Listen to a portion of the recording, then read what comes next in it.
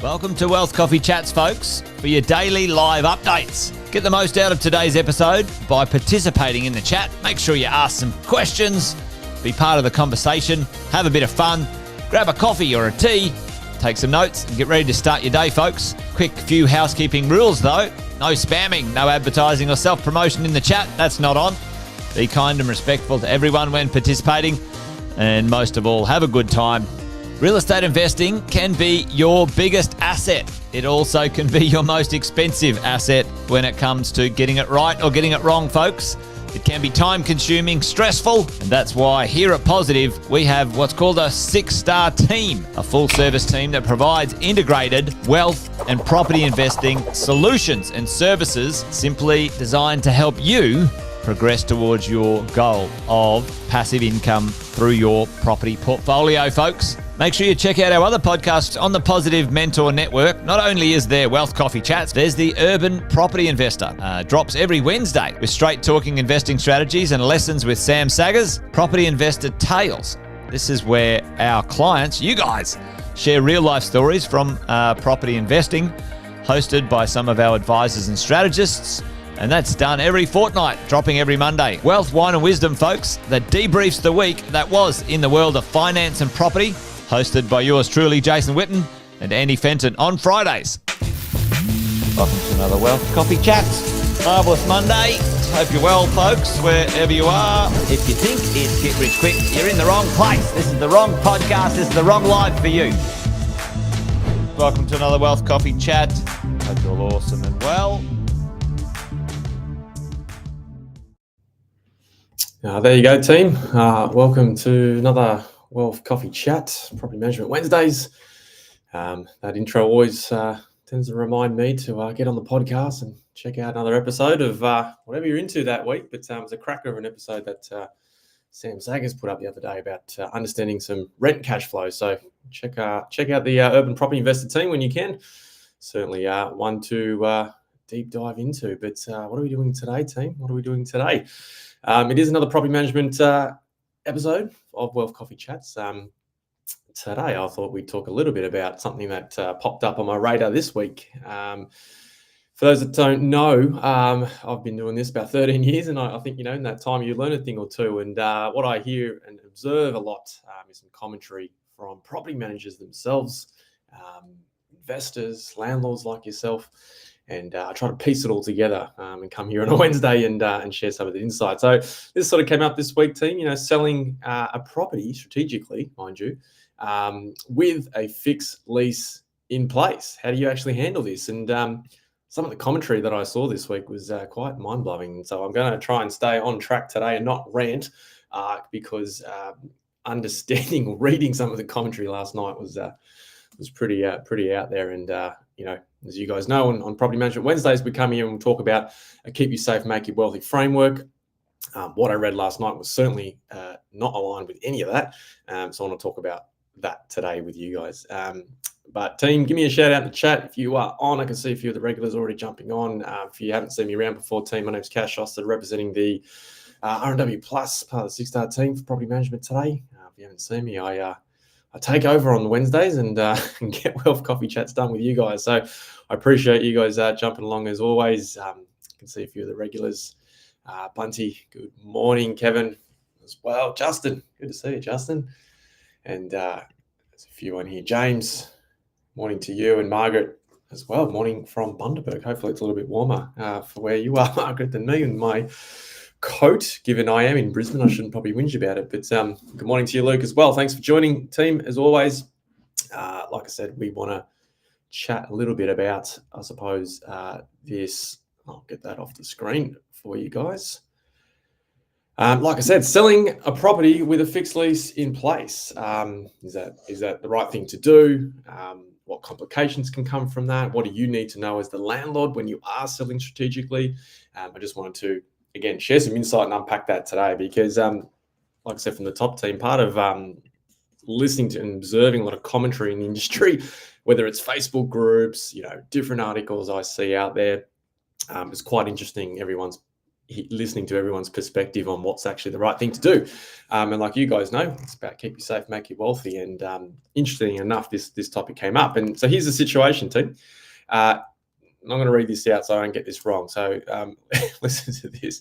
So a tenant had just signed a new 12-month lease, right? A new fixed 12-month lease. Once the tenant had moved in, a few weeks later, the owner says, hey, I need to sell the property. I'm experiencing some hardship and I'm going to move the property on. So tenant, you need to move out because I'm selling the property, right? Now, I don't know the location of this. I'm just going to assume that, perhaps maybe appealing to the owner-occupier market might be something that this owner wants to do, right? The tenant says, hey, that's cool, but I'm staying. I've got a fixed term lease for the next 12 months and I plan to stay here for the next 12 months. Again, we're going to make some assumptions in between here, some conversations that have happened between maybe the property manager, the selling agent, and the investor, and the tenant for that matter. And property goes to market, and all of a sudden we are a few weeks into the campaign, and there is no investors. There is no investors looking to purchase this property. Interesting, right? Interesting. Why would there be no owner-occupiers? Well, most owner-occupiers want to move into the property in 30 days, 45 days, whatever that settlement term looks like. They potentially do not want to wait another 10, 11 months. So here's the situation that the owner finds himself in. He sort of said, hey, I need to do this because I need to sort of cash out and do whatever I need to do. But he's got a tenant stuck there for 12 months. The tenant has the right to stay on. Good morning, Scott. Thanks for joining. So team, what happens now? Do we leave it with the property manager? Do we leave it with the selling agent? Do we take the property off the market, try something else out?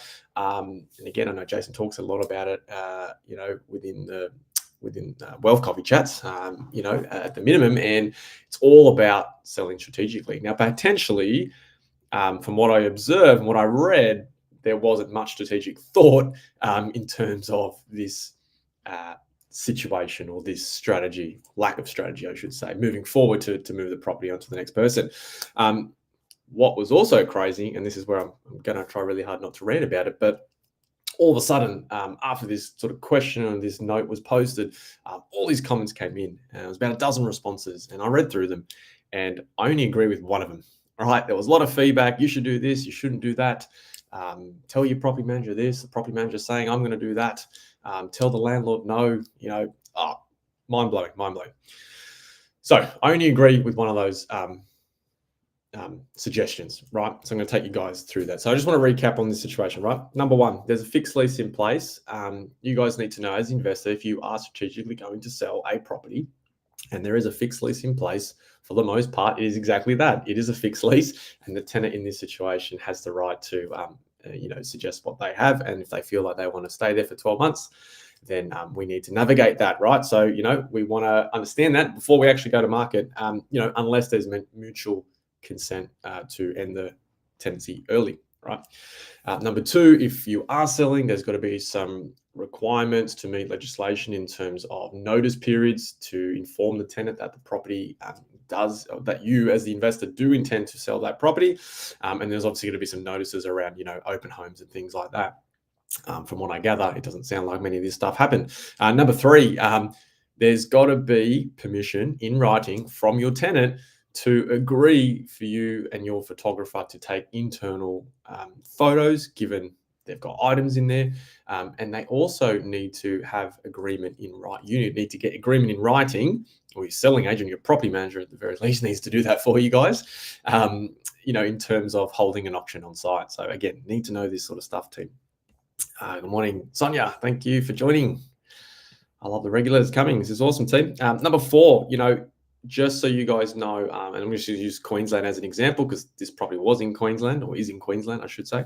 And, within the first 2 months of this new tenancy agreement, because the property wasn't disclosed prior that the property was going to go on the market for sale, within the first 2 months, the actual tenant does have the right to jet without penalty within the first 2 months. Not the situation in this case, because they're saying, hey, excuse me, they're saying, hey, we're saying for 12 months, tough luck, deal with it. Right. The suggestion was that the owner was going through some hardship, right? And that was the reason for selling. Now, I don't know if that's true or not, but let's just say it is. and the tenant is saying, hey, I'm not going to cooperate with you and we're just going to, sit tight, then, if the owner is looking to, I suppose, prove their hardship and get an order to move forward on a different path, and they've got to go to tribunal. Anyway, it's a mess. It costs time and money. Definitely not the way to go. And also in that commentary was some discussion about rent compensation. Should you do it? Should you not? Should we help the tenant? Should we not? There was a lot of conversation around that as well. Morning, Trina. Thanks for joining. And so, yes, I guess in this scenario, and what my objective today was to just share with you some insight to, for you guys, give you guys some information, because I can tell you what I read last night is a lot of agents perhaps don't know the actual right way to go about this to protect you guys at the end of the day. And like we say, keep you safe, make you wealthy. Because here's some of the commentary, right? The tenant had said, hey, I'm staying, right? Commentary was, no, do not give them compensation. The owner shouldn't have to pay more. Tell the sales agent to not overdo the inspections. This might set a precedent. I don't even know what they're talking about there, right? This is a part of renting. I'm not entertaining this. Heck no and no. Was some of the feedback and suggestions from some so-called professionals, right? So, it was interesting conversation to observe and to listen to, because for me in these scenarios, 13 years doing it, I've certainly had this come across my desk a few times. And pride and ego is not the way to go, team. Pride and ego, you push that out the door, because it doesn't matter who's right or wrong in this scenario. What matters is that if you are selling strategically, it is probably better, you are better off financially to work and cooperate with the tenant and get the outcome that you want. Ultimately, the outcome we are looking for is maximum sale price. That's why you might want to sell strategically, of course. Thanks for jumping on, David. Good to see you. And, so in this space, team, if you are going to go into this situation, you've met with your coach, your advisor, you've met with Jason, whatever you've done, and you're going to sell strategically, understand the lay of the land, right, with your tenant, right? Here's a few of my suggestions, right? You might want to consider this. I'm of the belief that if I'm going to sell a property or rent a property for that matter, we talk about presentation. I want to make sure the property presents really well to the marketplace, regardless of whether it's targeting an owner, occupier, or investor. I want to make sure the property looks to the best of its ability. Now, what that might mean is 1, 2, 3 open homes a week a bit annoying for the tenant? Yeah, potentially. They've got to clean up. They've got to do a few things. What's the cost going to be to send a cleaner in there once a week? Help the tenant out, right? Get prepared. Why would I want to do that? Well, 1, make their life easier, but 2, ultimately, I want to maximize my sale price. I want the property to sparkle. I want the property to look amazing in the marketplace at the open home, right? Again, regardless of investor or whoever the purchaser may be. Some of the suggestion was, no, don't give the tenant a rent reduction. Stuff them, right? Hey, if owner's choice, I suppose, in that space. But my view of the world would be, depending on the situation, you might consider that, right? Because getting them to cooperate, getting them to provide great access, getting them to provide a property that presents really well at the open homes is only going to benefit you at the end of the day in terms of that selling price. So consider that. When I was in this situation, I would ring the tenant. I'd go and meet them. Hey, Johnny, let's go for coffee. Let's meet up. You're available tonight? I'll swing by my way home. Like, go and meet face to face with the tenants. Old school, right? Don't worry about phones and iPads for a minute. Just go and have a face to face and understand their situation as much as your own. Property managers should be doing this, right? Property managers, selling agents, this sort of stuff needs to go on. Probably doesn't happen enough, right? Which is why I read what I read last night. Yes, you absolutely need to follow legislation changes. Legislation, notice periods and things like that. 100% follow the rules in that space. But why do we do this, team? Ultimately, it's to keep you safe, make you wealthy. Follow the rules, maximize your result. At the end of the day, if you are going to sell and you do have a fixed lease, and this does happen, and from time to time, given different marketplaces and whatnot's going on in our world, because like we say, with holding property and property management and all the rest of it that comes with it, there are challenges, and challenges are inevitable. But it's all about, having the right strategy in place, get all the information together, put the right strategy in place, get the right team involved, and then you can obviously put something together really, really well. Shout out in the chat team if you've ever been in that situation. Let me know if you've ever had to sell a property with a fixed lease, and if you had, how did that go for you? Because I think from my perspective, what I've learned is create a campaign, create a situation where there's less friction.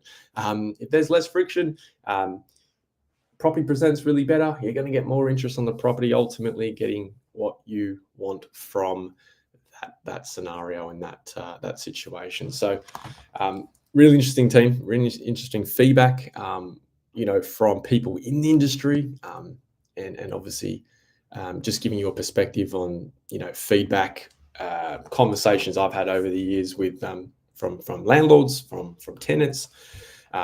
Ultimately, I think we all just need to work together to get the best outcome.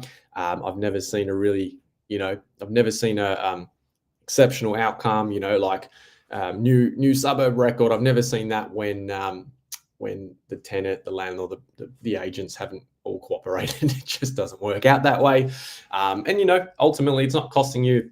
It might cost you, $200 a week to get a cleaner, and $20 a week in rent reduction. But I tell you what, if we get it wrong, it'll cost you tens of thousands, if not hundreds of thousands, in the ultimate sale price, which is what really matters here at the end of the day, and that's what we are looking to get, obviously. So, team, hopefully that's helped. Hopefully there's a bit of understanding there. If it hasn't, let me know. We'll get another topic next week, I'm sure, and we'll have another crack at what we're doing. But team, any questions, of course, always please reach out, through to myself or the team. Like we say, we always want to, emails popping up on your screen at the bottom. I'm really interested, and what I'm passionate about is just, hearing your stories and working through what those outcomes and strategies might look like. I think it's a really cool thing. My goal is to sort of help you guys maintain and hold that property for a long period of time, obviously with your advisor team. So team, email there. Any questions throughout the week, any topics you want me to talk about, please. I welcome that commentary and that conversation every day of the week. So team, I might pause there. Sonia, some good strategies there. Thanks. Yeah, no, appreciate that. And Margaret says thank you as well. So thanks for joining team here today. That's me done and dusted for Wednesday. Wealth Coffee Chats, another episode for property management done. Don't forget, we do this at about 8:10 on every day of the week, I should say. I'm only here on Wednesdays, but tune in 8:10 tomorrow, team. Jason's back. And then don't forget Finance Fridays. That's it for me, team. Thanks for joining. Thanks for playing along. I will see you soon. Episode of Wealth Coffee Chat, folks. Make sure you like, subscribe, and turn on your notifications so you never miss a thing when we go live. Improve your portfolio and investing game, folks, with Wealth Coffee Chats live every morning at 8:10 each weekday. Make sure you join us. Previous episodes are also available wherever you get your podcasts, folks, as well as our other podcasts from the 6-Star team here at positivementor.com.au.